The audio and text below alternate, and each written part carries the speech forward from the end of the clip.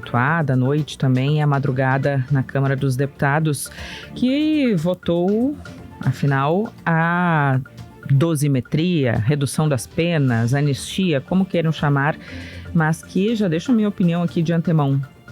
Agora precisa ser um capítulo encerrado, uma página virada. Vamos olhar para os reais problemas do Brasil.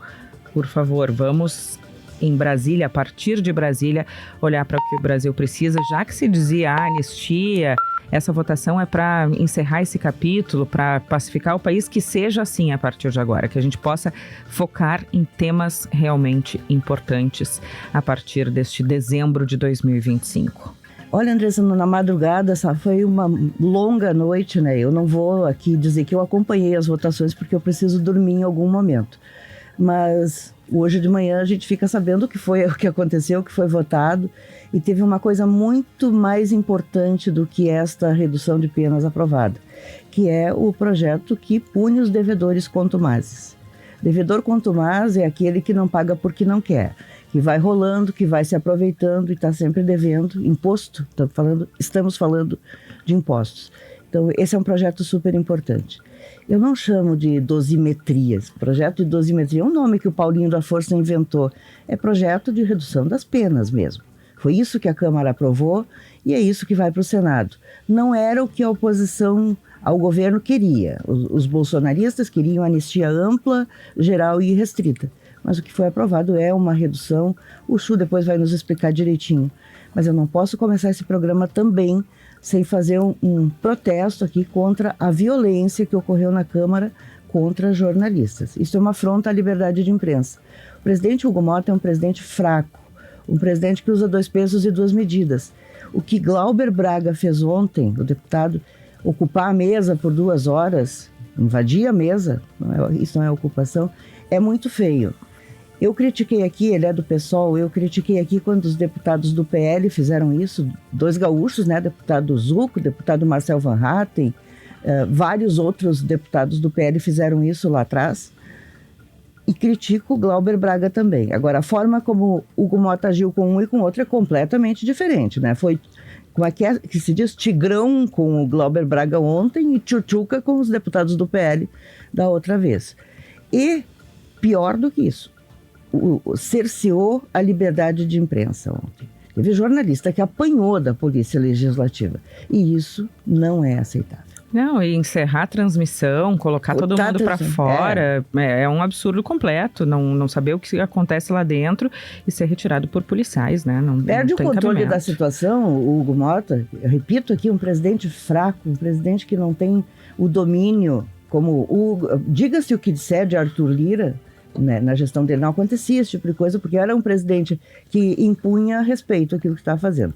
Esse Hugo Motta é fraco e aí apela para a ignorância. Agora, hoje, ele diz que vai abrir uma investigação para ver se houve excessos da Polícia Legislativa. Ora. Ah, bom. Agora que as pessoas já apanharam, que os jornalistas já apanharam, que o deputado foi arrancado à força de lá, com agressividade, não dá para a gente deixar passar barato isso. Falar sobre a madrugada, o dia de ontem também na Câmara dos Deputados, e esse projeto chamado de dosimetria, nome, como bem disse a Rosane, dado pelo Paulinho da Força, que conversou conosco aqui há algumas semanas. Ele disse que a anistia, o projeto de anistia, na verdade, era dosimetria, que se não fosse dele não era mais nenhum, pois foi aprovado. E eu vou ler aqui rapidinho quem votou favorável.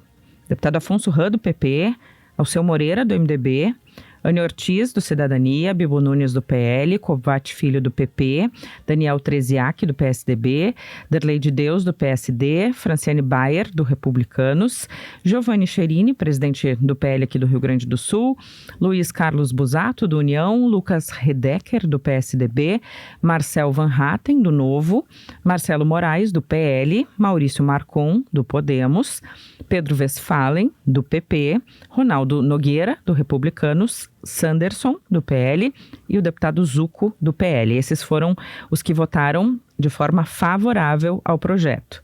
Estava ausente o deputado Márcio Biolk, do MDB, e votaram contra o projeto.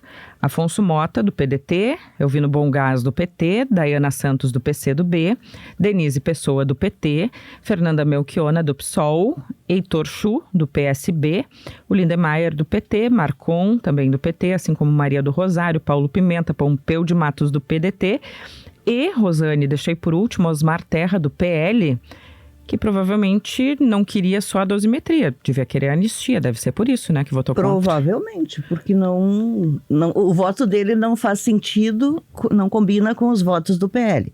Mas o que ele defende é a anistia ampla, geral e restrita. Só que, como disse o Paulinho da Força, era isso ou nada, né? Foi isso, né, Matheus Chu? Bom dia. Bom dia, Andressa, Rosane, bom dia a todos. Como vinha dizendo o deputado Paulinho da Força, este era o único projeto, de fato, com acordo, né, Andressa? Inclusive as manifestações ontem de parlamentares do PL, mais ligados ao ex-presidente Jair Bolsonaro, eram aquela sensação de um empate dentro de casa, sabe? Queriam a anistia completa, que seria a vitória para eles, mas o que conseguiram foi a dosimetria. O presidente da Câmara, Hugo Mota, negociou com todos os partidos, com exceção do PT e de outros partidos menores ali que fazem parte da base fiel ao governo Lula, teve o apoio do PL para pautar este projeto, por isso ontem ele foi colocado em votação, foi aprovado com uma margem tranquila de votos, teria até mais votos se não fosse uma votação na madrugada, quando muitos dos parlamentares já não estavam mais atentos, já não estavam mais acordados para votar, e agora segue para o Senado. Deixa eu só corrigir claro aqui, o deputado Maurício Marcon, ele já está no PL. Está no PL, sim, já passou. Já passou para o PL. Isso, fez a transferência, né, do Podemos para o PL. Isso. No caso do deputado Osmar Terra, a gente vai pedir o esclarecimento para ele, Andressa, se foi um voto de protesto ou se foi por engano, porque isso muitas vezes acontece, ainda mais nas votações que são feitas à distância. Mas o deputado Cherini está me dizendo aqui que o Osmar Terra queria anistia mesmo, ele votou porque queria anistia. Então é isso, então é um voto de protesto. Porque muitos parlamentares defendiam que esse texto ele não traz, né, o perdão necessário para quem se envolveu no 8 de janeiro. Essa é a defesa dos parlamentares mais ligados a Bolsonaro. Bom, o que foi votado ontem nesse projeto do deputado Paulinho da Força, que na verdade é um projeto que foi capitaneado pelo presidente da Câmara, Hugo Mota, né, escolheu o Paulinho da Força como relator, mas o presidente da casa se envolveu muito para esta votação. Ele, em resumo, reduz as penas para todos os condenados por tentativa de golpe de Estado. Isso significa, no caso dos manifestantes de 8 de janeiro, se virar lei, eles vão ter a soltura imediata, porque estão cumprindo pena desde janeiro de 2023 e pelas mudanças, eles já teriam direito à progressão de regime, já deixariam a cadeia. Portanto, hoje são pouco mais de 100 que estão presos, segundo o último levantamento que eu verifiquei junto ao Supremo. Então, vários já deixaram a prisão ou estão em casa com uso de tornozeleira eletrônica. No caso do chamado núcleo principal, que envolve o ex-presidente Jair Bolsonaro, outros 6 condenados, este projeto aprovado na Câmara, ele reduz as penas. No caso de Bolsonaro, que foi condenado a 27 anos e 3 meses, o cálculo do deputado Paulinho da Força é de que a pena ficaria inferior a 20 anos, mas há uma mudança importante no período de regime fechado, que ele calcula que seria de 2 anos e 4 meses. Hoje é de aproximadamente 7 anos o período de prisão em regime fechado estimado para Bolsonaro. Essa redução ocorre porque Paulinho da Força reuniu 2 crimes, tentativa de golpe de Estado e abolição violenta do Estado Democrático de Direito, não permitindo que as penas sejam somadas, e incluiu também a possibilidade de remissão de pena, caso ele tenha bom comportamento, e ainda considera que o uso de tornozeleira eletrônica conta, né, como parte já do cumprimento da pena. Então, uma série de alterações que, na prática, reduz o tempo de prisão de Bolsonaro. Para virar lei, este projeto que foi aprovado pela Câmara precisa, é claro, ser votado e aprovado pelo Senado, depois ele vai à sanção presidencial. A tendência é de veto, pelas manifestações do presidente Lula, pelo posicionamento ontem da bancada do governo, e se for vetado, depois, como todo projeto, caberá a última palavra ao Congresso, que pode derrubar estes vetos, o que provavelmente, esse é o indicativo, vai ocorrer, é claro, somente no ano que vem. Esse é o cenário, Andressa. E tem mais um detalhe, né? O cálculo das penas que eu estou trazendo aqui é o cálculo que o relator do texto faz, com base no que os analistas legislativos, né, os profissionais que ele consultou, informaram. Mas é o Supremo Tribunal Federal que vai dar a última palavra, atualizando as penas após a mudança na lei, se ela vier a ocorrer. Eu espero, eu falei isso no início do programa aqui, não sei qual é a tua percepção, Rosane, qual a tua, Chu, mas eu espero que agora seja página virada mesmo, que a gente passe a tratar de outros temas, embora venha a eleição aí pela frente e a gente saiba que o bolsonarismo, Flávio Bolsonaro, que ontem disse que a candidatura dele é irreversível. Um dia tem preço, outro dia é irreversível. Um dia tem preço, outro é irreversível. Vamos ver qual vai ser a novidade de hoje. Tem muita coisa para acontecer até agosto do ano que vem, que é Sim. quando as candidaturas são de fato oficializadas. A gente sabe que o tema vai ser muito eleição, mas que pelo menos se vira a página. Não foi anistia ampla, geral e restrita, como alguns queriam, como o deputado Osmar Terra, que também está no PL, que agora seja o que foi votado. A maioria votou, vai assim e vira a página. Vai assim para o Senado, tem que virar, chega desse assunto, né? Vamos adiante. Embora seja, eu tenho a opinião de que essa redução de penas, ela pode passar uma ideia assim de que está liberado, né, que pode tentar outro golpe, que pode quebrar estátua, pode quebrar bens públicos, mas essas pessoas já cumpriram as penas. Há casos em que houve exagero, de fato, nas penas, porque elas não foram pessoas flagradas fazendo a quebradeira. Vamos parar com esse assunto e vamos adiante. Como eu disse, essa noite votaram um projeto super importante, que é esse dos que desestimula o devedor contumaz, que é um explorador, na verdade. Poderia ter se evitado vários casos de escândalos como esses que a gente viu, que inclusive envolvem o crime organizado, se já existisse esse projeto, essa lei. Então agora vai para o Senado. Rosane. Diga, Chu. Esse é um excelente destaque, inclusive é bom a gente pontuar, porque, como vocês diziam na abertura do programa, muitas vezes a gente mesmo na imprensa dá muito destaque à polêmica, ao tumulto, e vamos, é claro, falar na sequência do que aconteceu ontem com a censura ao trabalho da imprensa, mas a gente muitas vezes não dá devida importância, e a Câmara e o Senado muitas vezes não dão, aos projetos que realmente podem ter um impacto. E esse projeto, embora já seja um nome burocrático e que muitas pessoas não entendam, do chamado devedor contumaz, esse projeto ele é extremamente importante e esperava há muitos anos, nas gavetas dos parlamentares, ser puxado para votação. Devedor contumaz, Rosane, é aquele empresário, é aquele empreendedor que, de forma contumaz, ou seja, reiterada, sonega impostos. E sonega impostos de maneira, óbvio, propositada e como uma estratégia de negócio.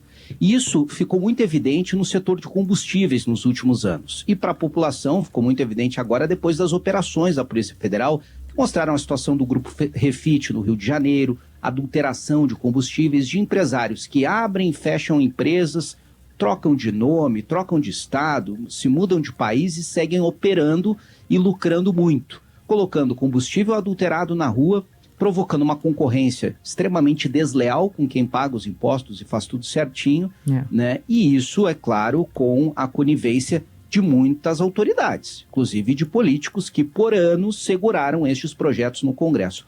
Ontem ele foi aprovado, esse projeto, na Câmara, já tinha sido no Senado, praticamente por unanimidade, foram 2 votos contra. Se havia unanimidade, Rosane, por que não tinha pautado antes? Muito simples, porque tinha pressão dentro do Congresso, não só de lobistas, mas de parlamentares que atuam para estes grupos. Bom, o que diz, em resumo, o projeto do devedor contumaz? Contribuintes que têm nível federal dívida tributária superior a 15 milhões e correspondente a mais de 100% do patrimônio conhecido, passam a ser considerados devedores contumazes e sofrerão penalidades como proibição de usufruir de benefícios fiscais. Vejam só, tem grupos como o Grupo Refit que recebia incentivo tributário, benefício fiscal, mesmo sonegando há muitos anos, né? Proibição de participar de licitações públicas, proibição de pedir ou dar seguimento à recuperação judicial, né? Enfim, são várias medidas que vêm no sentido de punir os maus empresários e, consequentemente, é claro, trabalhar a favor de quem faz tudo certo. Para a gente fechar, Rosane, isso. Não, porque foi uma noite longa, uma madrugada também. É bem o que disse a Rosane. O presidente da Câmara, Hugo Motta, é fraco, não tem o controle da casa, e eu não estou defendendo aqui um controle como tinha Arthur Lira, de comandar votações, de não ouvir os pares. Arthur Lira, eu acho que não era um exemplo de bom presidente da Câmara, mas ele tinha, como disse a Rosane, este pulso para evitar situações como a que ocorreu ontem. O deputado Glauber Braga vai ter o processo de cassação votado possivelmente hoje, foi pautado tanto dele como de Carla Zambelli. São casos completamente diferentes. Carla Zambelli fugiu do país, foi condenada. Glauber Braga é uma questão de quebra de decoro, porque ele discutiu, bateu boca com um integrante do MBL, empurrou e deu um chute neste integrante Até do no MBL BBB ele seria Câmara. expulso. Exato. Aí são critérios completamente diferentes e casos diferentes. Ele já viu que vai ter o mandato cassado. Já foi derrotado na Comissão de Constituição e Justiça, agora está em plenário.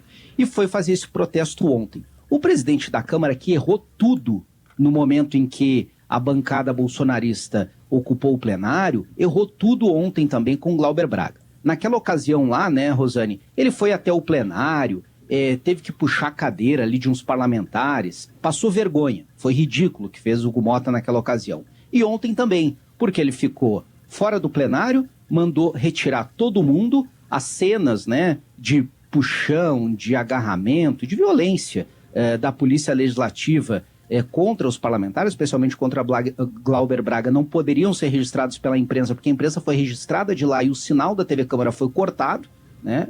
O que evidentemente é censura. E depois, na hora da saída, um tumulto, não foi organizado um corredor para o deputado passar, imprensa empurrada, mulheres empurradas, teve o jornalista que caiu no chão no meio do tumulto. Então, enfim, uma cena lamentável, tudo por falta de controle e de competência do presidente da Câmara, Hugo Motta, para lidar com isso.